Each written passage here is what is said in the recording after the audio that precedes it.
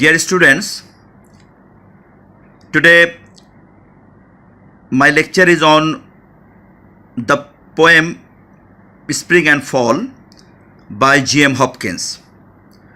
Spring and Fall is one of the most remarkable poems of G.M. Hopkins that is prescribed in your syllabus. Like other poems of Hopkins, Spring and Fall also reflects some messages for the readers in the light of religious perspective.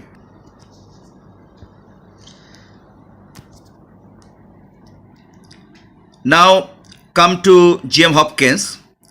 G.M. Hopkins was an English poet.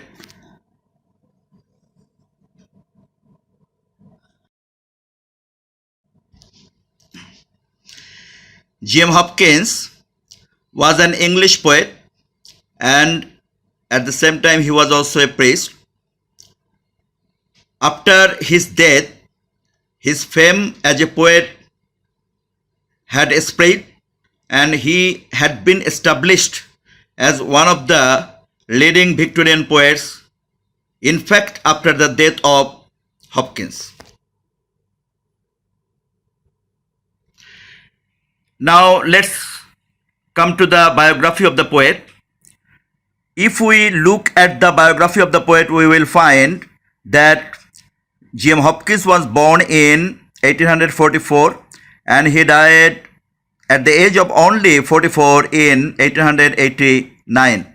He was a British citizen by nationality, and he was also a Roman Catholic in his Christian belief. He was at the same time priest also, and he had got his education from Highgate School, in a college, and in London Balliol College, Oxford. If we look at some other things, we will find that he had followed a particular tradition of rhyme scheme in the poem Spring and Fall. He had used a lot of images, that is the imagery, and he established himself as an innovative writer of verse. His major themes in the poem were always the representation of nature as well as the philosophy of religion. He had marked influence on such leading poets like T.S. Eliot, Dylan Thomas, W.H. Auden, Stephen Spender, and Lewis also.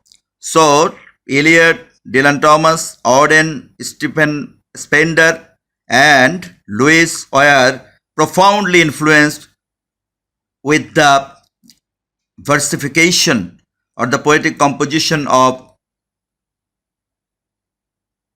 G.M. Hopkins. G.M. Hopkins had written many poems such as Binse Poplars is one of his remarkable poems. Pied Beauty is another one which may be considered to be a great contribution of G.M. Hopkins to the religion poetry, and The Windover is another remarkable poem which is written to Jesus Christ, the Lord of G.M. Hopkins. G.M. Hopkins believed Jesus Christ to be his Lord. So look at the poem. It is not a very long one. It is a short poem, the Spring and Fall, which was composed by Hopkins to a young child named Margaret. If we quote the lines of the poem in this way, we will find that the lines are like this. Margaret, are you grieving over golden grove unliving? Leaves like the things of man you, with your fresh thoughts care for can you? Ah, as the heart grows older, it will come to such sights colder. by and by, nor spare a sigh. Though words of one would leave me lie, and yet you will weep and know why. Now, no matter, child, the name, sorrow's springs are the same, nor mouth had, nor no, nor mind expressed what heart heard of ghost gazed. So now come to the background of the poem as we find in the poem that had been written by G.M. Hopkins. Spring and Fall is written in 1880 and it was published in 1918 because before 1918 no poem of G.M. Hopkins had been published. This is just full of graceful linguistic flourishes that have come to be the hallmarks of Hopkins' writings. Spring and Fall by Hopkins is a modern poem, though it was written during the Victorian period, and it reflects the philosophical definition of human life. It is a dramatic meditative poem since it narrates an event, imagining a philosopher as a speaker in conversation to a girl named Margaret. We find character, dialogue, setting, plot, as well as many other things in this short poem. The poem is about the reality of human experience that has been well introduced through its title, Spring and Fall. So, now I will talk about the synopsis of the poem. If we try to reflect the synopsis of the poem, then we will find the speaker is talking to a kid named Margaret, who is crying with in her little eyes over something or other. The speaker decides that she is crying because all the leaves in the forest of Golden Grove have died. Actually, because of the unliving of the leaves in the forest, the girl named Margaret was crying, and it was actually the thought of Hopkins. And as the leaves had fallen off the trees, the little girl could not but shed her tears. The speaker tells the child that as she will get older, she might not notice or care as much, but he also says that the crying over the fallen leaves means something else. It shows that Margaret is starting to think about mortality and yet, yes, her own eventual death. So this is, very much weighty in thought that Margaret is crying because of thinking not only of the falling of the leaves, but also of his impending death, of the impending death of all the human beings. And that is actually the reality. That is the right thing that the poet had reflected in the poem. This is a poem about death, mortality, addressed to a young child. So the striking points of this poem are Spring and Fall is a poem about contrasts, age and youth. The contrast between the age and the youth. The contrast between death and life. The contrast between fall and spring. So from the title, we can realize that there is a contrast. Spring is in one level of nature, whereas fall is in another level of nature. Similarly, in reality, in life, there is the contrast between age and youth. There is the contrast between death and life. All the contrasting situations are available in human beings. Spring and fall, is very much rich in the treatment of themes. The themes of this poem are death, innocence, sadness, language, and communication.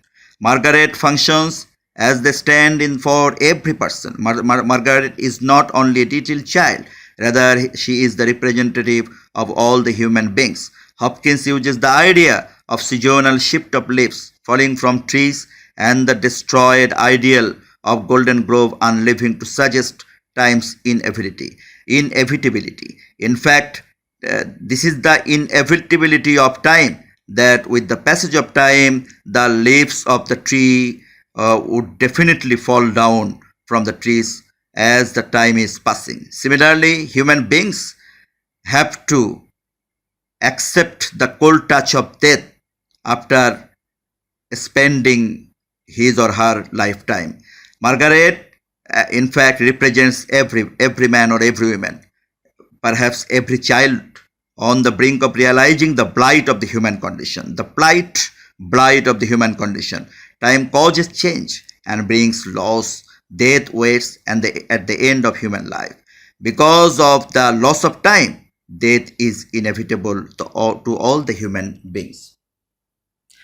So, if we come to the structure of the poem is set in rhymed couplets, and it is in fact a melancholy poem as it represents the reality of human life, the loss of time, the ultimate goal of human life to death.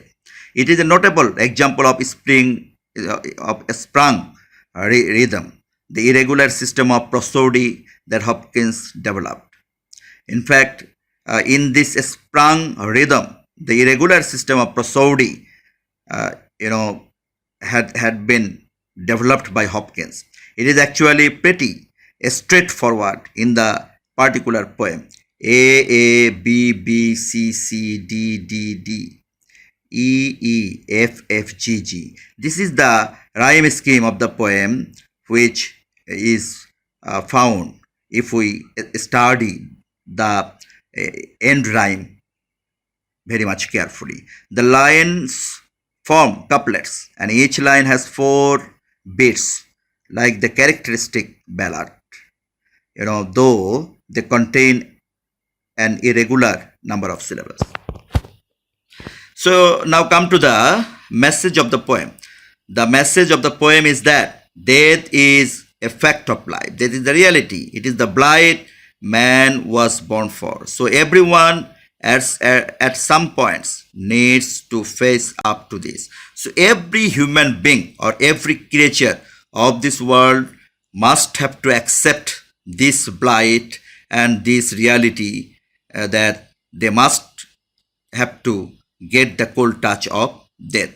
The secret of eternal youth or of immortality, in which case, please, clue is in. This poem has a message that everyone, we do mean everyone, can relate to. Everyone is related to the message of the poem, because death is inevitable to everyone, and so everyone can get a message through this short poem, that with the passage of time, like the living of the leaves of the trees, like the falling of the leaves of the trees, the human life will also be ended, with the passage of time. So I think if you, the students, try to follow my lecture, you can easily understand the subject matter, the background, the synopsis, and the message of the poem. And if you get the message of the poem, it will not be like that you will only understand the poem. Rather, you will understand the great reality of human life, that human life is actually a life of mortality. Everyone will have to leave this world, and this is the reality. Thanks to all of you for your patient hearing to my lecture. Thanks.